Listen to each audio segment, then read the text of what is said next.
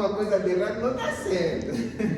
Tá bom, então, irmã Elias, por favor, tenha bondade. Muito obrigado. Bom, boa tarde, irmãos.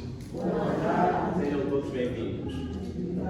Bom, primeiro louvamos a Deus, né, por nos dar mais esta oportunidade. É muito bom quando nós estamos reunidos com o objetivo de estudarmos a palavra. Para aqueles que nos acompanham pela primeira vez, estarão notando um cenário um pouquinho diferente, se calhar pode ser surpresa para vós. Conseguem perceber que a maior parte das pessoas aqui estão de uma faixa etária um bocadinho mais para baixo, mas isso não tem sido recorrente, né? Alguns irmãos tiveram que responder a algumas situações de emergência, pessoas que já nos acompanham, né, de forma regular, então por isso há essa, entre aspas, surpresas. Mas em todo caso, para aqueles, né, que, conforme já foi dito aqui pelo nosso apresentador, nós estamos a estudar sobre o livro de Apocalipse. E o livro de Apocalipse não é um alimento simples de digerir, é um alimento sólido, não é propriamente uma questão mais girada para aqueles menores, mas em todo caso, se tem ainda menores, não, claro tem, mas queria chamar a vossa atenção para a experiência de Jesus em Lucas capítulos 1, capítulos 2, especialmente capítulos 2, onde nós vamos ver que com 12 anos ele dava respostas surpreendentes aos doutores da lei. Então nós acreditamos que desde que a mente esteja disposta, ele é capaz de aprender aquilo que o Senhor assim deseja. Bom, amados irmãos, o que eu vou apresentar aqui, conforme nós já ouvimos na apresentação do nosso diretor, é um resumo daquilo que é o livro de Apocalipse, especialmente tratando das 7 trombetas. Eu não gosto de apresentar as minhas mensagens como algo definido, então eu apresento elas como uma proposta. E um dos textos que eu muito aprecio é Atos capítulo 17, nos versos 11, que diz assim: ora, estes foram mais nobres do que o que estavam em Tessalônica, porque de bom grado receberam a palavra, examinando cada dia nas Escrituras se estas coisas eram assim. Aqui é Lucas escrevendo, relatando a respeito dos bereanos. Os bereanos foram um povo que receberam a mensagem de um dos maiores apóstolos, né? Neste caso é o apóstolo Paulo, o doutor da lei. Mas a Bíblia aqui diz que Paulo, ele apresentou a mensagem, os bereanos receberam essa mensagem de bom grado, ou seja, com alegria, mas eles não pararam por ali. A Bíblia diz que eles cada dia examinaram nas Escrituras para perceber se aquilo que Paulo apresentava realmente tinha base bíblica. Agora, se Paulo fosse alguém que espiritualmente não estivesse maduro, ele poderia dizer: mas como assim? Eu sou apóstolo de Jesus, chamado por Jesus, apresento a mensagem, mas ainda assim alguns duvidam e querem confirmar para ver se aquilo que eu apresento realmente tem base. Então, o Paulo elogia esta ação dos bereanos, mostrando mais uma vez para nós que devemos receber a mensagem de bom grado, mas não pararmos por ali, mas devemos examinar nas Escrituras para ver se aquilo que nós temos ouvido realmente tem base bíblica. O juízo celestial às 7 trombetas. O presente estudo requer uma análise individual e minuciosa para comprovar as palavras apresentadas. Amados irmãos, há aqui uma advertência que nós podemos encontrar no livro de 2 de Coríntios. 2 de Coríntios. Ok, 2 de Coríntios. Vou ter que fazer aqui um exercício.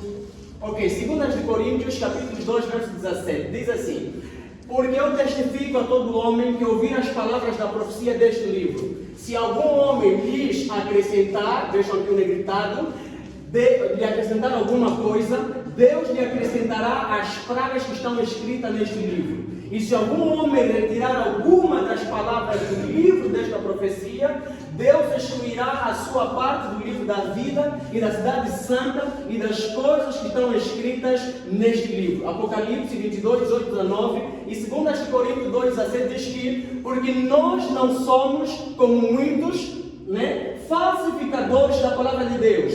Antes falamos de Cristo com sinceridade, como Deus na presença de Deus. Qual é a preocupação do apóstolo Paulo? No tempo dele, já existiam algumas pessoas que falsificavam a Bíblia. E neste contexto, Paulo estava preocupado e ele faz questão de dar uma advertência. Agora, atualmente, nós encontramos duas versões bíblicas, né? Podemos assim dizer, as versões fiéis e as versões atualizadas. As versões revistas, atualizadas, numa versão internacional, entre outras, tal qual os títulos dizem, são versões que foram revistas, foram atualizadas, ou seja, alguns textos foram retirados e outros textos foram acrescentados. Estas mesmas versões começaram a aparecer a partir do século XX. Já a versão fiel, cuja base é o texto recepto, o que é o texto recepto? É o texto recebido. Ela partiu daqueles escritores originais, como Moisés, Jeremias, entre outros, foi passado de geração a geração, ou seja, as gerações foram recebendo esses textos até chegarem nos apóstolos e o último deles que é João. E João passa, ou seja, os pais da igreja recebem esse texto ou esses textos de João e assim o texto vai passando de geração a geração até chegar nos reformadores. E para uma compreensão exata daquilo que são as interpretações bíblicas, as doutrinas, nós vamos requerer uma análise da Bíblia usando a versão fiel e não as versões atualizadas. Ok, o livro de Apocalipse, nós estamos aqui a fazer uma pequena introdução. O livro de Apocalipse tem 4 divisões principais. Temos a introdução, que é o capítulos 1 e 2, onde Jesus aparece a João, é Jesus que aparece a João e ele apresenta ali algumas explicações. E temos o resumo do livro de Apocalipse, que tem a ver com o anjo explicando a João, já não é Jesus, é um anjo que vai explicando a João. E neste resumo encontramos os 7 selos e as 7 trombetas, que vão do capítulo 4 até o capítulo 11. E encontramos o desenvolvimento, onde o anjo também explica a João, mas ali no desenvolvimento ele apresenta algumas explicações. Os irmãos a ler Apocalipse vão ver que existe uma questão de passado, presente e futuro. Ou seja, ele explica uma coisa no capítulo 11 e no capítulo 14 vai ampliar aquilo que ele acabou de explicar. E depois temos a conclusão, que é o capítulo 22. Irmãos, nós não podemos estudar o livro de Apocalipse sem compreendermos aquilo que é o santuário. Porque todo o cenário de Apocalipse está em torno do santuário. Agora, vamos perceber o seguinte, que o santuário do Senhor, de acordo com Êxodo 25, nos versículos 8 e 9, e Hebreus capítulos 8, versos 1 a 10, nós vamos ver que o santuário terrestre era uma cópia do santuário celestial, ou seja, tudo aquilo que iria ou que estava acontecendo no santuário terrestre era um reflexo do que iria acontecer no santuário celestial. Agora, ao lermos Hebreus 9 e 8, diz que isto significando para o Espírito Santo que o caminho para o mais santo de todos ainda não se havia manifestado, enquanto o primeiro tabernáculo ainda estava em pé. Ou seja, enquanto o primeiro tabernáculo, que é o tabernáculo terrestre, o caminho para o Santíssimo não havia sido manifestado. Isso o Santíssimo referindo-se ao santuário celestial. O que isso significa? Isso significa que tudo que acontecia no santuário terrestre não detalhava no seu todo o que viria a acontecer no santuário celestial. Agora, uma coisa que precisamos analisar é sobre o santuário terrestre, e eu queria aqui pedir a vossa atenção. O tabernáculo, ele era composto de 3 compartimentos. Tínhamos o pátio, tínhamos o lugar santo, que partia daqui até pelo menos esta parte aqui. No lugar santo nós temos as 7 lâmpadas, o pão com 12 mesas, e tínhamos também aqui o altar de incenso. Isso tudo no lugar santo. Já no Santíssimo, que era separado por uma cortina, dentro dele tinha o propiciatório. O propiciatório é esta tampa aqui, e por baixo do propiciatório tinha a Arca da Aliança. Agora, dentro da Arca da Aliança tinha a vara de Arão, tinha as 2 tábuas da lei e tinha também o maná que caía, né?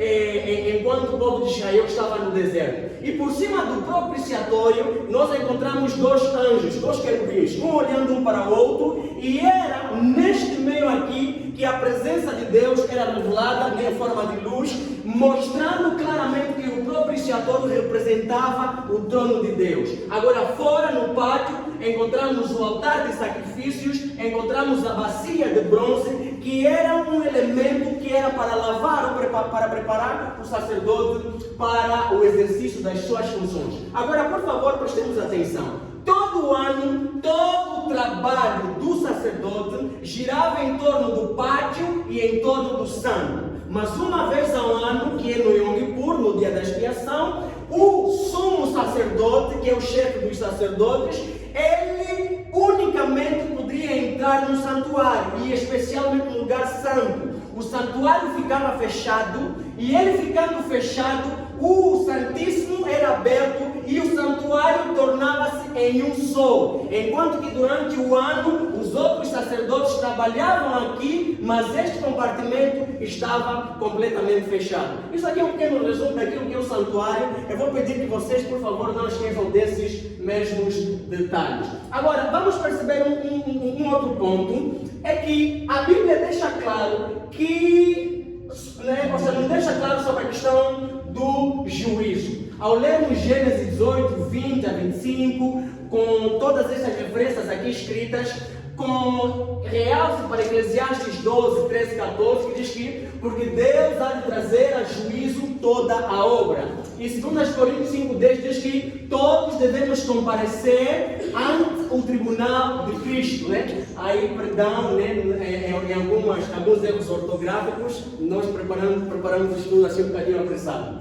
E 1 João 2,1 diz que se alguém pecar, temos um advogado para com o Pai, Jesus Cristo, o justo. E em Tiago 2, 10, 12 e Salmos 119, 44, 45, nós percebemos que nós vamos ser julgados pela lei, isto é, os 10 mandamentos. Então, dessa forma, nós compreendemos que ou seja, para que exista um julgamento, é necessário ter um juiz, o ancião de dias, que é o pai, como nós já vamos perceber, o réu, nesse caso são todos os homens, o réu é aqueles que estão acusados, a acusação, que serão as obras e palavras registradas nos livros, o jurado, que vamos entender que são os 24 anciãos, o advogado, que é Jesus, as testemunhas, que é os anjos, e a citação, primeiro aviso, ou intimação, aviso durante o julgamento. O que eu queria que os irmãos percebessem é o seguinte: para que um julgamento ocorra, ao convocar aquele que é acusado, deve-se enviar a ele uma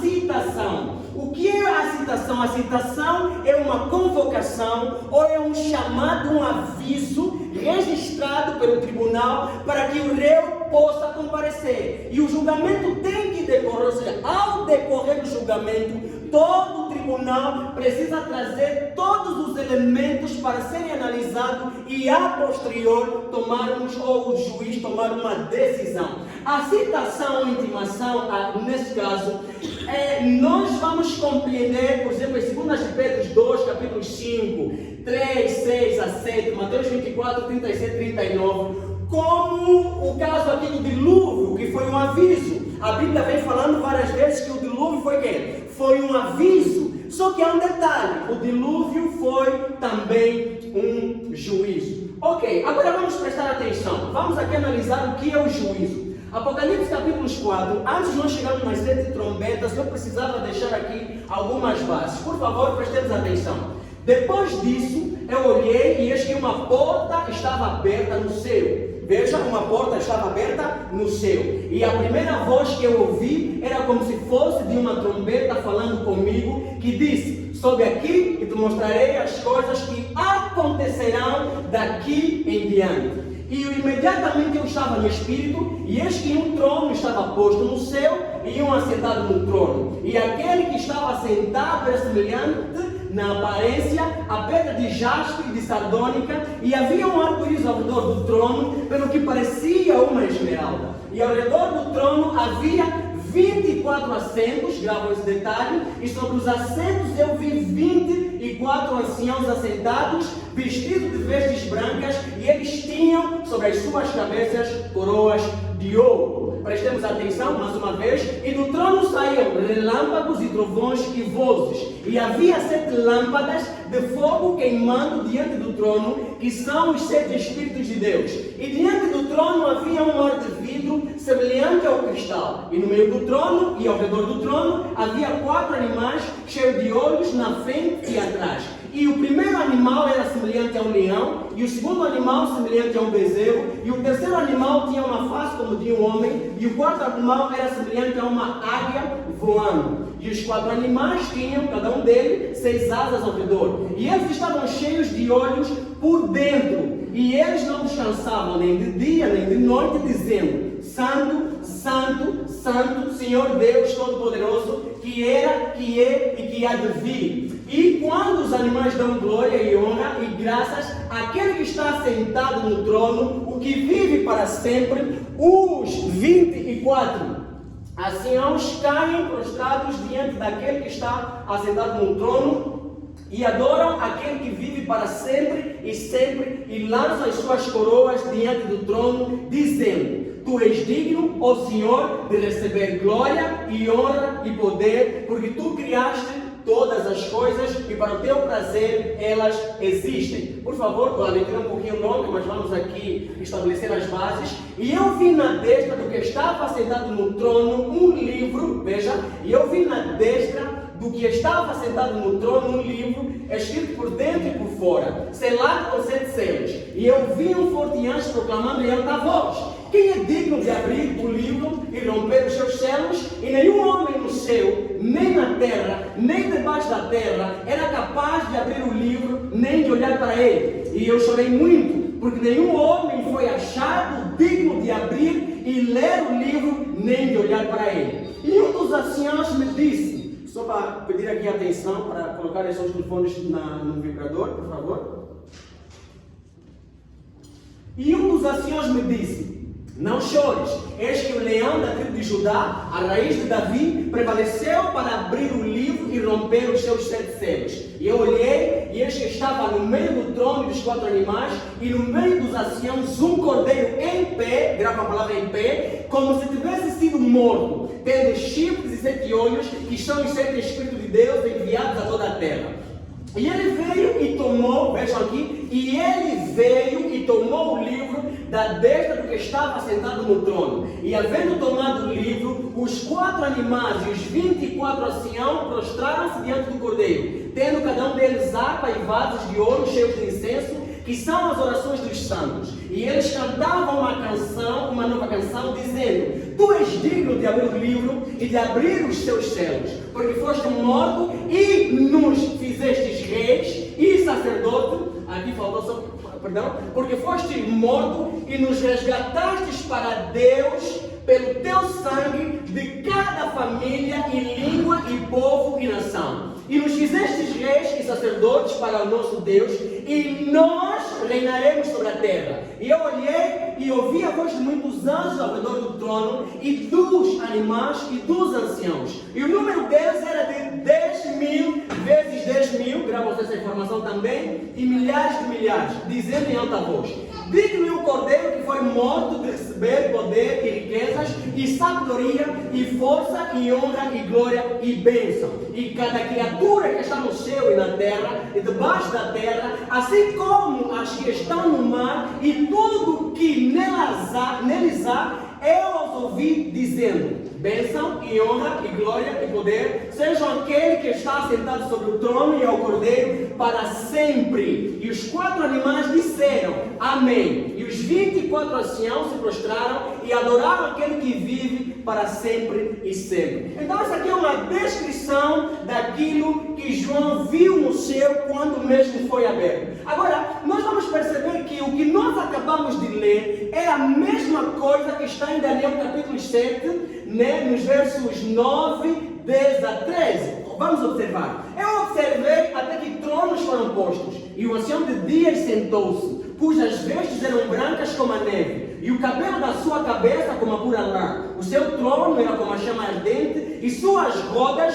como fogo abrasador. Um córrego flamejante. Nas versões atualizadas não aparece a expressão córrego, mas aparece a expressão rio. Rio não é propriamente, ou seja, um córrego pode ser um rio, mas um rio não é um córrego, ou seja, o córrego é água de forma geral. Então, nas versões atualizadas aparece a expressão córrego, e vocês vão perceber que ela vai chocar com, se assim a gente levar em consideração, quando João vai descrever, no capítulo 4, o mesmo evento. Um córrego flamejante fluía e surgia de diante dele. Milhares de milhares ministravam a ele e 10.000 vezes 10.000 estavam diante dele. O julgamento estava pronto e os livros foram abertos. Eu vi visões noturnas e eis que um semelhante ao Filho do Homem, de acordo com Marcos 10:45 e outras referências, este é um dos títulos de Jesus. E eu vi, e eis que um semelhante ao Filho do Homem veio com as nuvens do céu e veio até ao céu de dias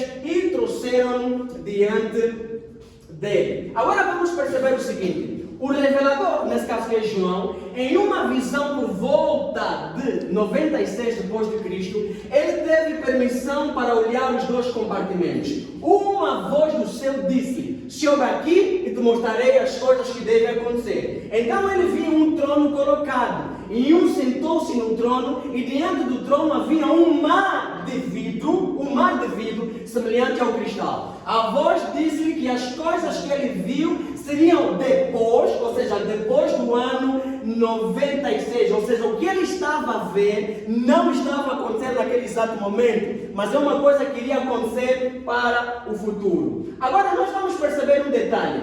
Nós vamos ver que na Bíblia nos apresentam mais de um trono. Temos o trono do Cordeiro, que é de Deus e o Cordeiro, que diz que ele mostrou-me um rio puro d'água da vida, claro como cristal, que procedia do trono de Deus e do Cordeiro. E temos um outro trono que a Bíblia nos apresenta, que o mesmo foi posto. Essa mesma descrição nós podemos encontrar no livro dos Primeiros Escritos, na página 55, escrito por Ellen White, uma escritora que é muito respeitada no mundo cristão e em particular no seio adventista é considerada como profetisa, onde ela diz que via um trono, que é o trono do Pai e do Cordeiro, e assentado neles estavam o Pai e o Filho, e ela contemplou o semblante de Jesus e admirou a sua adorável pessoa. Não pude contemplar a pessoa do Pai, pois uma nuvem de gloriosa luz o cobria. Vi o Pai erguer-se do trono e num flamejante carro entrar no Santo dos Santos para dentro do véu e assentar-se. Então Jesus levantou do trono, então um carro de nuvens com rodas como flama de fogo, circundado por anjos, veio para onde estava Jesus. Ele entrou no carro e foi levado para o Santíssimo, onde o Pai se assentava. Então contemplei Jesus, o grande sumo sacerdote, de pé perante o Pai. Na extremidade inferior das suas vestes havia uma companhia e havia arrumeiro. Irmãos, o livro de Daniel é uma profecia, mas a visão de João é uma revelação. Agora prestem atenção. Daniel diz que viu, foram postos tronos, mas João diz que um trono estava posto no céu e um assentado no trono. E nos dá o número deles, 25 ao todo. Daniel diz, um córrego flamejante fluía e surgia de diante dele. João nos diz que é um mar de vidro misturado com fogo. Daniel diz, milhares de milhares e 10.000 vezes 10.000 estavam diante dele. João nos diz quem eles são. E olhei e ouvi a voz de muitos anjos ao redor do trono e dos animais e dos anciãos. E o número deles era 10.000 vezes 10.000 e milhares de milhares. Daniel diz, o julgamento estava pronto e os livros foram abertos. João acrescenta que um dos livros estava nas mãos daquele, que um dos livros estava nas mãos daquele que estava sentado no trono e foi selado,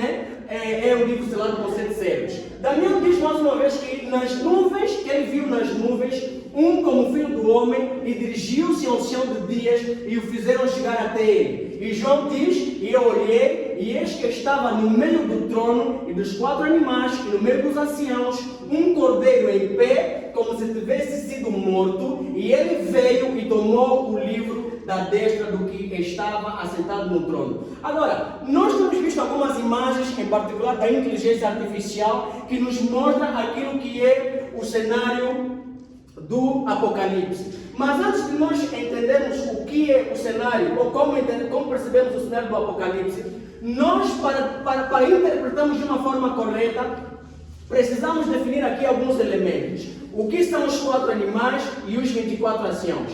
De acordo com Daniel 7:17, define animais como 4 reis que representam tribos, línguas, nações e povos. Nesse caso, Babilônia, Medos e Persas, Grécia e Roma. Outro detalhe é que eles são 4, e na Bíblia, as referências ali estão, o número 4 está associado aos 4 pontos cardeais. Outro detalhe é a canção deles. Veja aqui: tu és digno de tomar o livro e de abrir os seus selos, porque foste morto e nos resgataste para Deus pelo teu sangue de cada família, primeiro, língua, segundo, povo, terceiro, nação, quarto, e nos fizestes reis e sacerdotes para o nosso Deus, e nós reinaremos sobre a terra. Ou seja, estes 4 animais e os 24 anciãos são reis e sacerdotes. Observe que os animais e os anciãos totalizam 28. Ele seria impossível que apenas 28 pessoas fossem redimidas de cada tribo, língua, povo e nação. Pois se houvesse apenas um redimido em cada nação, o número chegaria a milhares em vez de 28. Portanto, é evidente que os 4 animais são símbolos que representam 4 grupos de santos reunidos, de cada tribo, língua, povo e nação. Assim, os animais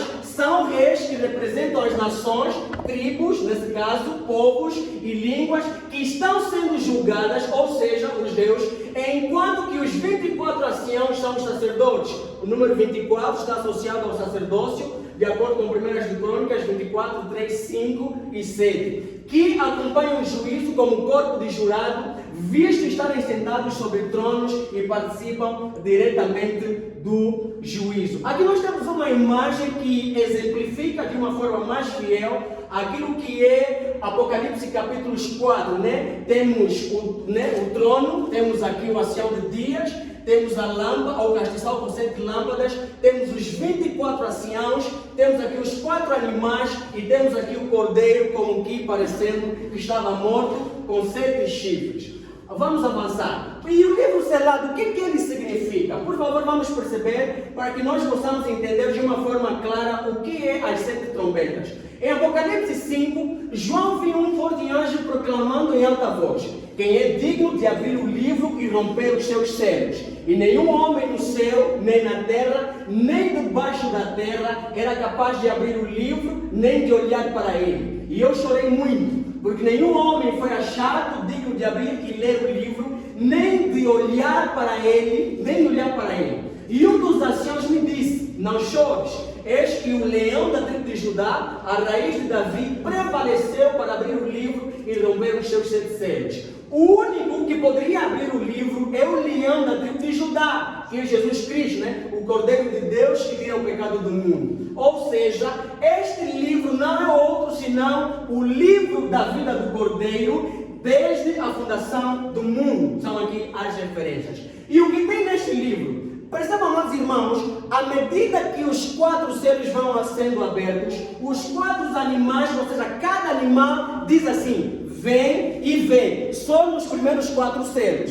Depois dos 4 selos, os animais já não chamam mais vem e vem. Ou seja, sem sombra de dúvidas, neste livro deve conter algo que precisa ser visto. Ou seja, a história de cada nação, povo, língua e tribo, desde a fundação do mundo. Afinal, todos devem comparecer no tribunal de Deus. E como cada nação, povo, língua e tribo tem um representante, rei, nesse caso animal, abaixo de Cristo, só eles têm autoridade para responder, explicar o que aconteceu nos domínios que representam. Daí estarem cheios de olhos, ou seja, visão completa dos seus domínios. Vamos aqui ler um comentário de Ellen White. Ela diz assim: manuscrito release ou manuscritos inéditos, volume 9, página 100. 7. E vi na destra do que estava sentado sobre o trono um livro escrito por dentro e por fora, selado com 7 selos.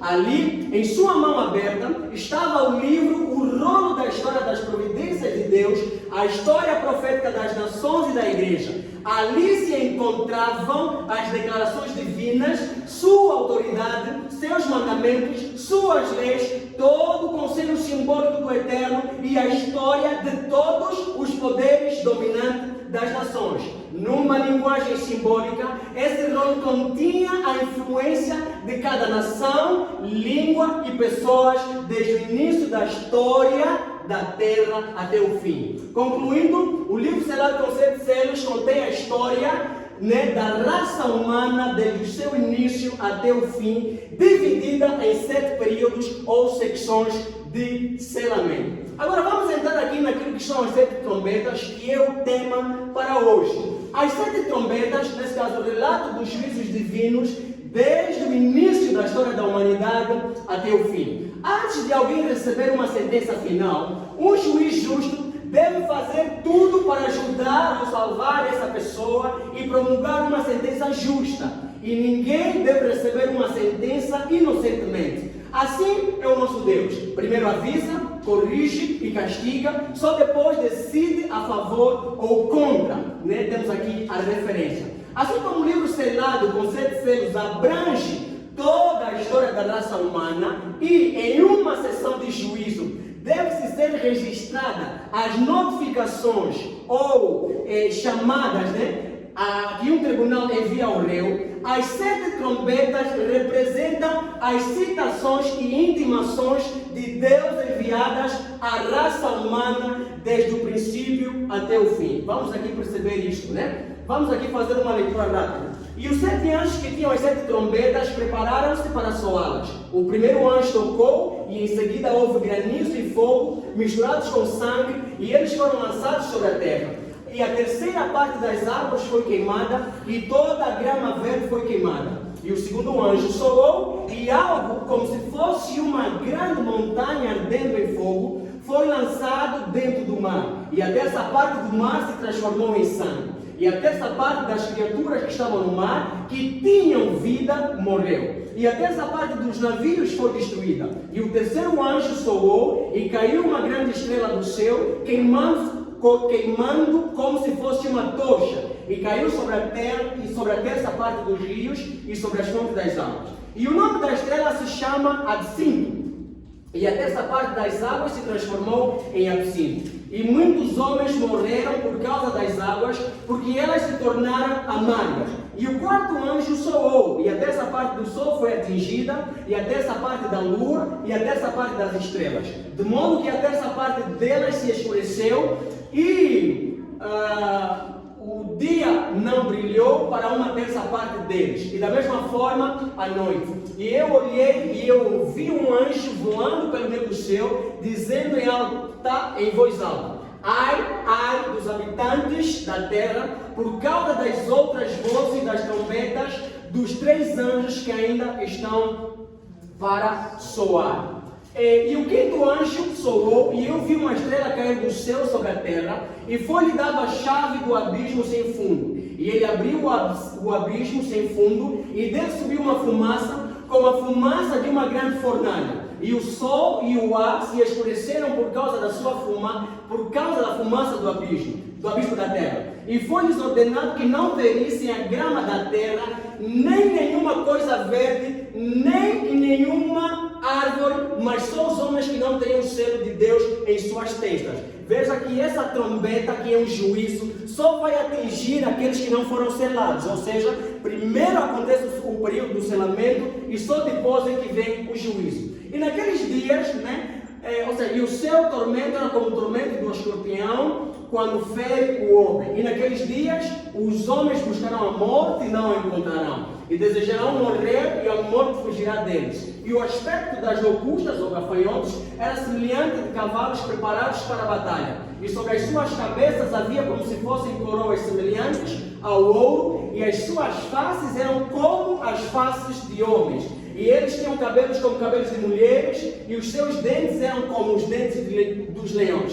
E eles tinham couraças como se fossem couraças de ferro. E o som das suas asas era como o som de carruagem de muitos cavalos correndo para a batalha. E eles tinham caudas semelhantes às dos escorpiões, e havia ferrões em suas caudas. E o seu poder era para ferir os homens por 5 meses. E eles tinham um rei sobre eles, que é um anjo do abismo, sem fundo, cujo nome na língua hebraica é Abaddon, mas na língua grega seu nome é Apolion. Um ano já passou, e eis que 2 outros anjos vêm a seguir. E o 6º anjo soou, e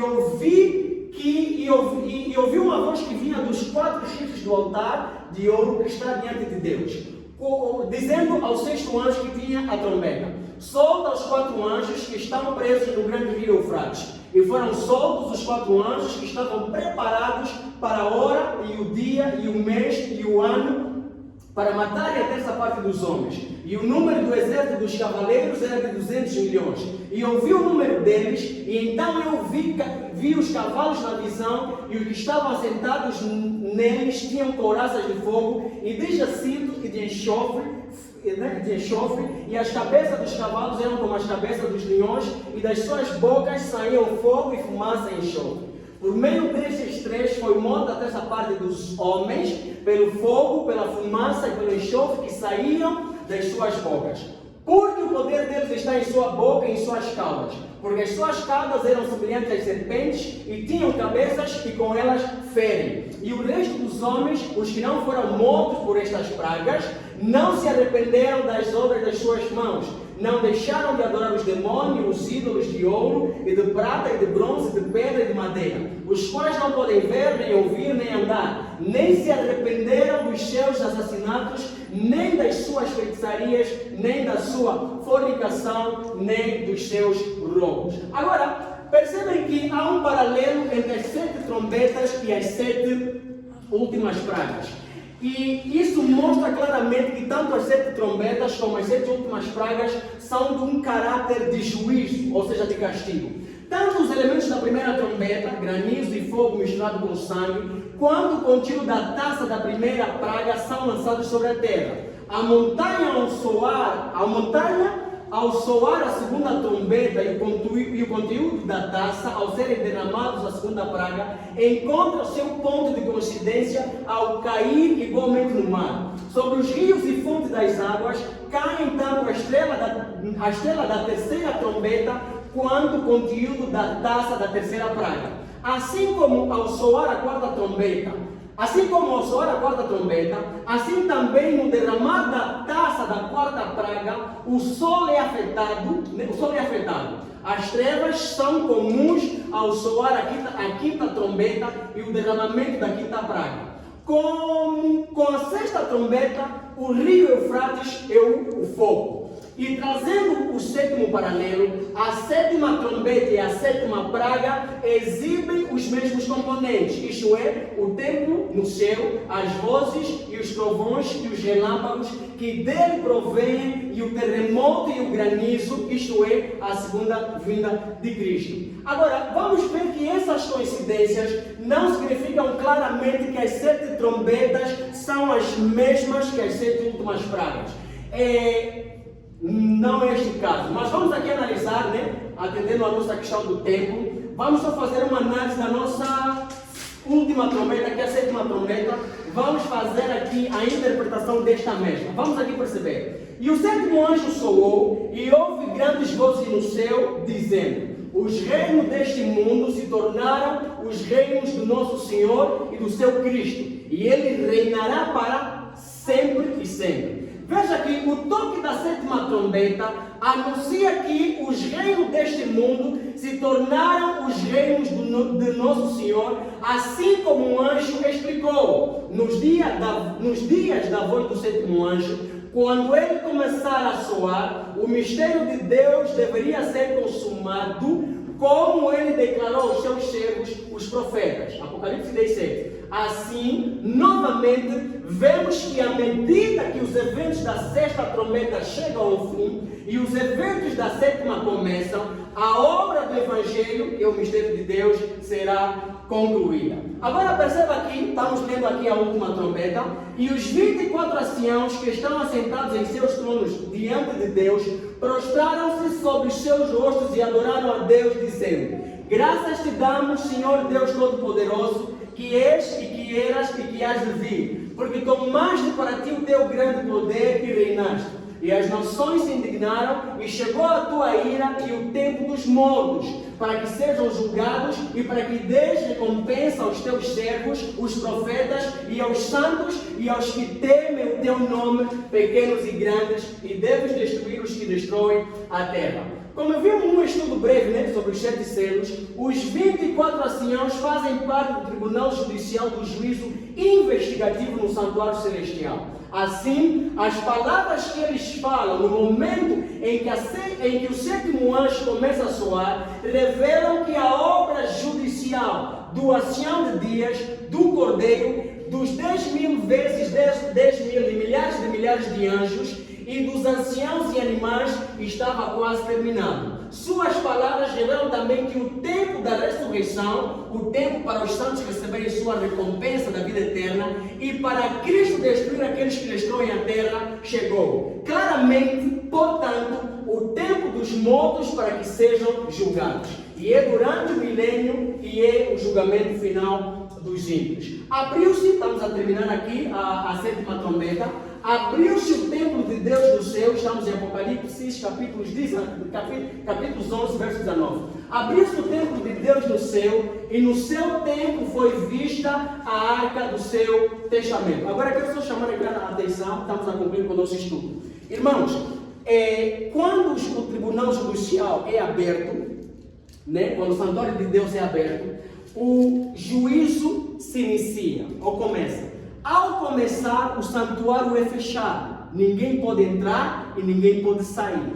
Temos o ancião de dias, que é o juiz. Temos o cordeiro, que é o advogado, que é Jesus. Temos 4 animais que representam as nações, tribos, línguas e povos que vão ser julgadas. E temos os 24 anciãos, que é o corpo de jurado, que estão acompanhando aquilo que Deus está a fazer. Na 7ª trombeta, na abertura da mesma, há aqui um detalhe. Lembrem-se, durante este período, o templo ou santuário de Deus está fechado. Na 7ª trombeta, este templo é aberto. Se o templo é aberto, isso mostra claramente que o juízo está na fase final. Pois enquanto o mês não estivesse na fase final, ninguém poderia entrar e ninguém poderia sair. Então nós vamos perceber que diz assim: portanto, o fato de o templo estar fechado enquanto o julgamento está em sessão, torna impossível para alguém de fora ver a arca da aliança. O templo está fechado durante o julgamento, ninguém poderia ver o que está ocorrendo lá dentro. E quando João teve esta visão, lhe foi permitido que ele entrasse no santuário. Agora João está fora do santuário, o templo é aberto, e quando o templo é aberto, ele vê a arca da aliança, mostrando que o julgamento está quase concluído, quando a porta que estava fechada será novamente aberta, de acordo com Apocalipse 15. Agora percebam o seguinte: assim a declaração profética, o templo de Deus foi aberto no céu, e no seu templo foi vista a arca do seu testamento, indica que o julgamento foi concluído e a porta deve ser aberta para os 7 anjos saírem com as 7 pragas, para derramar sobre aqueles que não foram selados no último período do selamento, e o templo ficará cheio de fumaça da glória de Deus e do seu poder, e nenhum homem poderá entrar no templo até que as 7 pragas dos 7 anjos sejam cumpridas, de acordo com Apocalipse capítulos 15, versículos 8. E aí nós falamos que o Apocalipse tem essa coisa de vai e vem. Se nós tivéssemos que fechar o Apocalipse, entraríamos no capítulo 4 e terminaríamos com o capítulo 11, porque é no capítulo 11 onde tudo fecha com a abertura ou com o toque da 7ª trombeta, que fecha com tudo. Mas no capítulo 12 adiante, ele vai dando algumas explicações que foram passadas já nos primeiros capítulos. E é o caso do capítulo 15 de Apocalipse, que diz que o templo foi aberto e um dos animais chamou os 7 anjos que tinham, ou seja, para entregar aos 7 anjos as 7 taças da ira de Deus, e os mesmos 7 anjos devem derramar as 7 últimas pragas, porque o julgamento foi feito, e uma vez que o julgamento foi feito, a declaração foi feita, quem deve ser inocentado e culpado já recebeu a sentença, então os anjos devem derramar as 7 últimas pragas. E nós vamos ver que houve relâmpagos e vozes e trovões e um terremoto e grande granizo. Isto é Apocalipse 11, versículos 19. E esta mesma descrição que está aqui é a descrição da 7ª última praga, né? De acordo com Apocalipse 16, versículos 17 a 21. Agora vamos perceber que após a conclusão das 7 últimas pragas, a destruição da grande prostituta, com as palavras está feito, né? O juiz encerra o julgamento e o céu vindica a Deus com as declarações: aleluia, salvação, glória, honra e poder pertence ao Senhor nosso Deus, porque verdadeiros e justos são os seus juízos. E os 4 animais e os 24 anciãos adoram a Deus e dizem amém, ou seja, concordam com a declaração do céu. Uma vez que o juiz foi vindicado, nesse caso que é o Pai, ele, estamos a finalizar o nosso estudo, vamos só prestar um pouquinho aqui de atenção. Ele toma da sua autoridade e ordena: louvai o nosso Deus, esse Deus aqui aplica-se ao Cordeiro que é Jesus, vós todos os seus servos, e vós que o temeis, assim pequenos como grandes. Perceba que a voz que saiu do trono, a voz do juiz, chama o Cordeiro de nosso Deus, né? Tal qual em Hebreus 1:8, onde nós encontramos: mas do Filho diz, ó Deus, o teu trono subsiste pelos séculos dos séculos. Ou seja, ele dá ao Cordeiro o domínio e a glória e o reino para que todo o povo, nações e línguas o servisse. Tão logo, veja aqui, tão logo esta cerimônia termina, Cristo retira as vestes do sumo sacerdote e foi-lhe concedido que se vestisse de linho fino, puro e resplandecente. Apocalipse 19, verso 8. Que são as vestes reais, de acordo com Esther 8:15, quando Mordequeu recebe as vestes reais, e recebe em sua cabeça as muitas coroas. Ou seja, tão logo o julgamento termina, o Pai declara que Cristo, sendo Deus, deve ser adorado. E as vestes sacerdotais é retirada e ele recebe as vestes de linho, as vestes reais, que diz assim: este ato nos lembra da história de José, que recebeu o domínio e a glória e a honra e o reino de Faraó. E Faraó, né, estamos aqui a citar, o fez vestir de vestes de linho fino, né, de acordo com Gênesis. Ou seja, Cristo é coroado e as bodas devem acontecer, mas as bodas só acontecem com os convidados. É neste momento que uma comitiva celestial de 10.000 dos seus santos, nesse caso são anjos, de acordo com Judas 14, liderada por Cristo, se prepara para vir à nossa busca, os convidados, nós é que somos convidados. E ele não vem mais como um Cordeiro de Deus que tira o pecado do mundo, de acordo com João 1:29, tal qual aconteceu na primeira vinda, mas vem como Rei dos Reis e Senhor dos Senhores, para destruir os seus inimigos e levar os seus súditos. Deixa-me só explicar aqui um bocadinho, nós estamos a finalizar. Durante toda a sessão do juízo, os nomes são apresentados ao Pai. Jesus apresenta o nome daqueles que estão no livro da vida, porque este julgamento é só para aqueles que foram salvos, e os ímpios vão ser julgados após o milênio, né? Ou seja, quando essa cerimônia, essa ação do juízo termina, o templo no céu é aberto, um dos 4 animais chama os 7 anjos e entrega aos 7 anjos para derramarem os 7 últimos juízos, as 7 últimas pragas.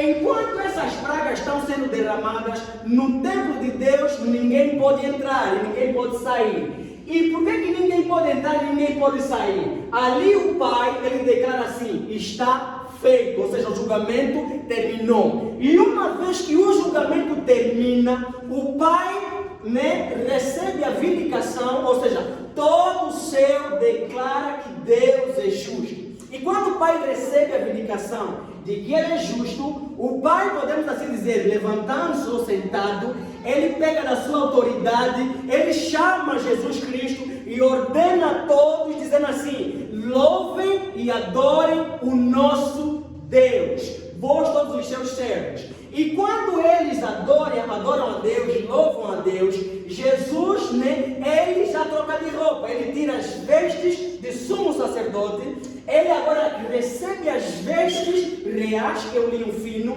ele é coroado com uma coroa, né, ele é coroado com muitas coroas.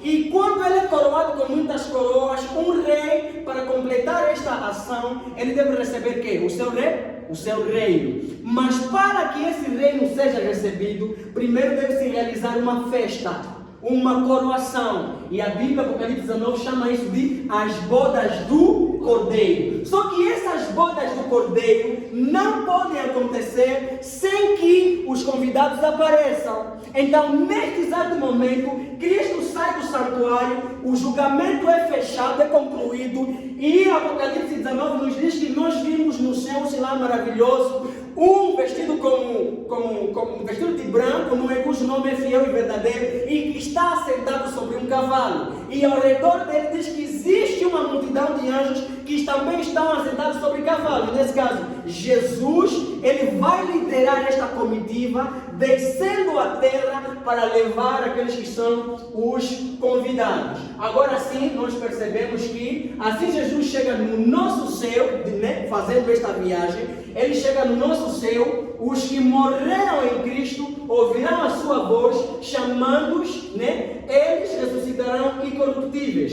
E Cristo enviará os seus anjos com rijo clamor de trombeta. Por favor, não confundir a trombeta que Cristo está a usar como cavaleiro. Ele vindo, né, no seu cavalo, no seu carro, ele leva também uma trombeta, porque ele está vindo como para fazer uma guerra. Então logo ele chega no nosso céu, ele pega dessa mesma trombeta, né? Mas antes de pegar onde soar a trombeta, ele grita, né? Despertai, despertai, vós que dormis no pó da terra. Eles ressuscitam. Então logo eles ressuscitam, de acordo com 1 Tessalonicenses, Cristo ele não vai pisar na terra, ele fica no céu. Então logo ele ressuscita, Cristo como comandante pega na trombeta e soando esta trombeta, os anjos entendem que é hora deles descerem e recolherem todos aqueles que ressuscitaram e que estão espalhados nos 4 cantos da terra.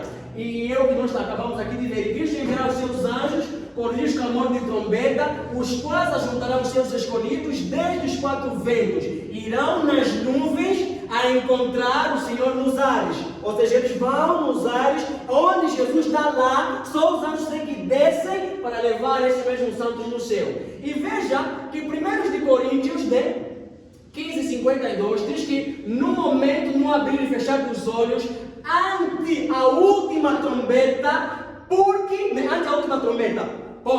vírgula, porque a trombeta soará e os mortos ressuscitarão. Veja, temos as 7 trombetas que os anjos tocam, e a última trombeta que o último anjo vai tocar vai desencadear os últimos eventos finais.